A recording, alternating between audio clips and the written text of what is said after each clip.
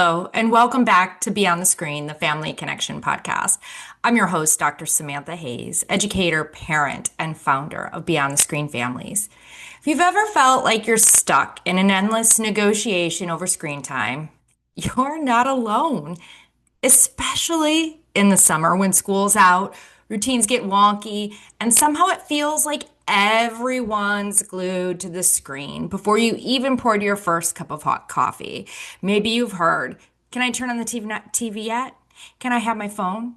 Can I play a game? And if you're like me, you start every summer with the best of intentions. We'll go for walks, we'll do crafts, we'll bake together. I have all of these plans of everything we're going to do. And then by day 3, you might be handing your child the remote while you're making dinner and praying they'll stop asking you for a snack every 5 minutes. Sound familiar? I mean, that might be my life sometimes too. But today I'm actually going to help you fix that. I'm going to walk you through a simple, realistic, totally doable way for balancing screen time this summer without constant fights. It's what I like to use in my own family, and I'd love for you to try it too. We'll talk about setting boundaries your kids will actually follow, swapping screen time for simple connection moments that don't require hours of prep because we don't have it. We don't have the time or the emotional capacity for that, right? Let's be real. And maybe most importantly, giving yourself permission to be flexible without the guilt, because there's enough shame that we give ourselves over everything. And yes, I've got that freebie for you. You can grab to help with those tricky I'm bored moments. So let's dive in. Okay, first, let's name the problem. Screen battles happen not because you're doing something wrong, but because of a perfect storm of factors.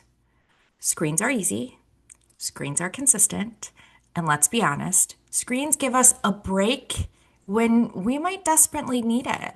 And there's no shame in that, right? Those are all things that are just true facts. Also, modern digital apps, games, and videos are literally designed to be addictive. That hit of dopamine when the next video auto plays, the bright colors, the reward sounds, it's not you. It's how the technology is built. It's built to keep you coming back for more. But things get tough when there's no clear expectations. Kids wake up not knowing what to expect, which means they'll default to whatever's easiest. The tablet, the TV, whatever it is. They're not sure how the day is going to go, so they default to maybe I can have a screen.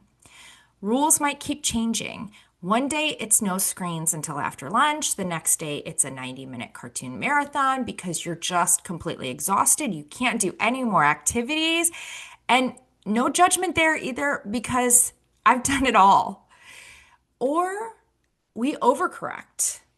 You've had maybe a rough screen day, one where you've had so many screens, you notice a bunch of attitudes starting to happen. Maybe there's fights and tears and all of that kind of stuff. And all of a sudden you declare, no more screens ever again. And then you're caving right by 4 p.m. And I'm going to say, I've done that before too. It creates what I call a screen whiplash, right? And our kids, they don't know how to handle the whiplash. They need predictability just like us. So the goal isn't perfection. It's a realistic way you can stick to what you say and what you do most of the time. And that's what we'll build today. So let's talk about my favorite system, the screen sandwich. We use this in my house because it builds in that routine and some flexibility.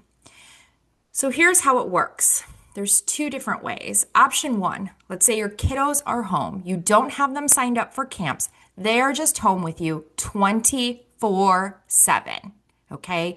And you're like, I'm not sure how I'm going to survive this. So in the morning, no screens. This is your golden time for connection, movement, or creativity. It could be breakfast together, a backyard scavenger hunt, one of those 10-minute challenges from last week's episode. We might do something called like breakfast missions, right? And it's a silly name for choosing one quick activity before breakfast or right after breakfast. My daughter might pick find three leaves in the yard or dance to one Taylor Swift song. And man, if that's not a popular one right now, I don't know what is. I think there is one Taylor Swift song, ready for it, which is on repeat in our house. So that's often a pick one. It doesn't matter what it is, though, right? It gets us moving and off our beds, off our couches, really connected. Again, that can happen right before breakfast or right after breakfast, but it allows for that connection moment. It's quick, it's easy, and it's something that's screen free. Then we hit that midday break. This is a screen block time, a dedicated time that's for screens. It's guilt-free. Maybe it's 30 minutes while you prep lunch. Maybe it's a movie when it's too hot outside. The magic is that it's planned. Your kids know when it's happening. You don't have to feel like the bad guy, and everyone is on the same page. And so you have this intentional time where screens are a part of it, a part of your day. No need to worry about all the other stuff that goes along with when do I get it? When? If they know when it is, it's a clear block of time, you will stop those questions.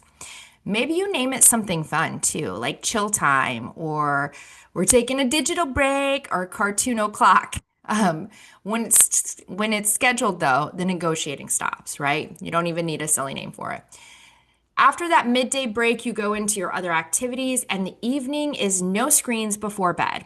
After dinner is for slowing down. Board games, baths, puzzles, even watering plants outside together. We often spend time outside together before bed. This is when we reset as a family. And no screens before bed is critical because we know that 2 hours before bed, if you are on a blue light device, it is like drinking a cup of coffee, what it does for your brain. So having that no screen time, it's critical. So take the screens away and do the connection moment. So again, no screens in the morning, something connective, something fun, midday screen time, evening no screens, again, a connection reset moment. Let's say your kiddos are at camp though, so they're not home with you all day long. Then we have a different sandwich option. And this time we're going to think about sandwiching with the weekend, right? This is the one that my family practices because my kids are in camps. And even when they're not in camps, I don't do screens during the week. So we do a sandwich with the weekend. Weekdays, no screens. Mornings and evenings before camp are meant for connecting and decompressing. It's a time for us to be together or also to decompress. And I find that when my kids get home from a camp, they just need that time. They need that time to like calm their system and reset. Weekends are for thoughtful screens. We have family movie night. We always do family movie night. It's a tradition. It's a family connective moment, and it's with a screen. You might do a mid-morning cartoon on Saturday. We do a little bit of cartoons on Saturday morning. It's planned and not endless. And my kids know that. They know that they don't get screens at other moments, but they get screen time at those moments. So why does this work? Well, because it's clear, consistent, and it allows you a little bit of flexibility. It gives your kids the predictability they need without painting you into this unrealistic corner or where you get to that point where you're like, I'm banning screens. And I'm telling you, it may seem a little hard initially to go to this model if you're using screen times all of the time, but it won't always be hard. It's always difficult up front because it's a change in the routine. But set this as your expectation, as your family plan, and it becomes something that's super easy. If you'd like a tip, if you use a calendar or whiteboards or a piece of paper, you can stick it someplace visible for everyone so they see what the plan is, the scheduled plan of when do I get screen time versus when I don't get screen time. Then when your kids ask, like, can I watch something now? You can just be like, is it time on the schedule, right? You can put that onus back on them. So I'm going to do a quick pause here. If you haven't grabbed it yet, our 15 boredom busters list is totally free and packed with easy, no prep, screen-free ideas you can use every time. It's seriously a nice little sheet. Kids can check it off. They can color it in when they've completed it. It's so perfect for those I'm bored mornings or post-dinner stretches where you're this close to caving into a screen time. There's 15 ideas in that 15 boredom buster list, and it's free. Head to beyondthescreenfamilies.com/board and you can download it now. And you'll thank yourself later because it just is that moment. It allows you to take your brain off. You don't have to come up with one more thing, and you can just be like, go check out the list. Maybe you have that hung right next to where you hang your schedule. Okay, so now the fun part, because I'm sure you were like, oh, that part's not fun. How do you replace screen time without exhausting yourself? Here's a cheat. 3 simple categories. Category number 1 is move it. Move it activities are obstacle courses, scavenger hunts, freeze dance, jumping jacks, soccer in the yard. We like to go play with dirt, maybe going into the swimming pool, any kind of movement activity. My kids also love to do animal races. So one of us might say, okay, we're going to hop like a bunny to the end of the driveway. And we all try to race to the end of the driveway, being that bunny. It's small, it's silly, and it breaks up the day, right? Another option is make it. Also a favorite in our household. This includes items with Play-Doh building blocks, drawing treasure maps, making puppets out of paper bags, using our build challenge that you can get free as well. And that's at beyondthescreenfamilies.com/build challenge. Picasso tiles, cups, anything that involves making. We love our boredom buster box, or as you know, we have a cabinet upstairs with a whole bunch of craft supplies in it. And that is an amazing resource in those moments where we're like, okay, we need something to do. I will be like, hey, go check out the cabinet and let's make something. And my last category is imagine it. Finish the story challenge. Pretend to open a pretend restaurant. Silly role playing. Any of those are great options.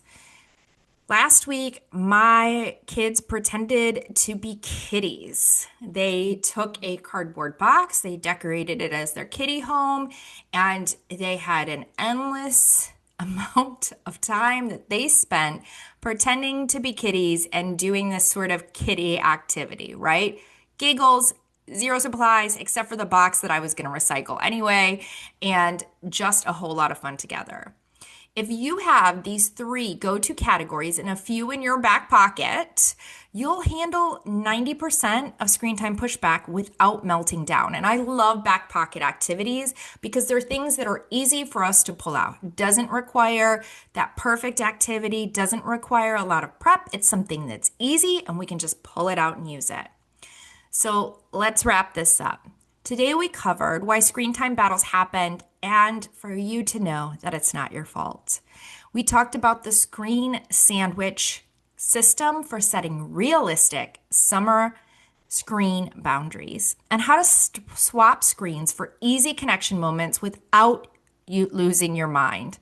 Remember, you can use the categories like I use, move it, make it, imagine it, and just pull something out in one of those 3 categories. Here's your challenge this week. Pick one of the screen sandwich options that works best for your family. Write it down, tell your kids, and try it for 3 days. Know that day 1 is going to be more difficult than day 3. Day 3 is going to be more difficult than day 6, right? And pretty soon it just becomes a routine. I'd love to hear from you on Instagram about how it went. So DM me at Beyond the Screens Families. I love hearing what works in your home. And don't forget to grab your 15 Boredom Buster list at beyondthescreenfamilies.com/board. It pairs perfectly with what we talked about today and will save your sanity this summer. And if you want a little extra something, grab the Ultimate Family Build Challenge, which is at beyondthescreenfamilies.com/build challenge. If you love this episode, make sure you leave a quick review, share it with a fellow parent, and hit follow so you never miss a week. Thanks for spending a little part of your day with me. Here's to trading a little more screen time for moments that stick.